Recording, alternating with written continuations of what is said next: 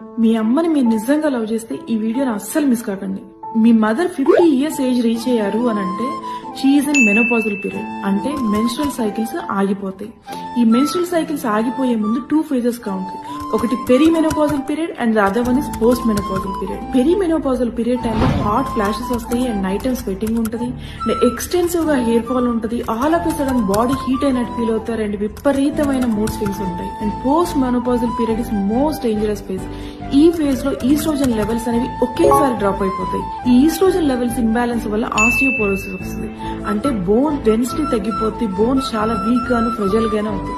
చిన్న చిన్న దెబ్బలు తగిలినా కూడా ఫ్రాక్చర్స్ అయ్యే ఛాన్సెస్ ఎక్కువగా ఉంటాయి. మీ మదర్ కనుక మెనోపాజల్ పీరియడ్ లో ఉంటే మీరు మర్చిపోకుండా చేయాల్సిన 3 ఇంపార్టెంట్ రెస్పాన్సిబిలిటీస్ నేను చెప్తాను, ఒకసారి వినండి. ఫస్ట్ వన్, ఇక్కడ మెన్షన్ చేసిన టెస్ట్లన్నింటినీ చేయించండి. Second one, ask your mother to take calcium supplements and ఈ కాల్షియం సప్లిమెంట్స్ తో పాటు fermented milk products like curd గానీ పనీర్ గానీ తీసుకోవడం స్టార్ట్ చేయమనండి.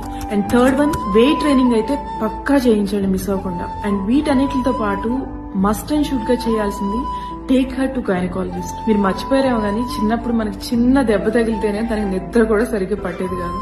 అలాంటి అమ్మ కోసం, తన హెల్త్ కోసం మనం కొంచెం టైం కేటాయించి అది బాధ్యతగా మనం తీసుకోలేమా, చేయలేమా, ఒకసారి ఆలోచించండి.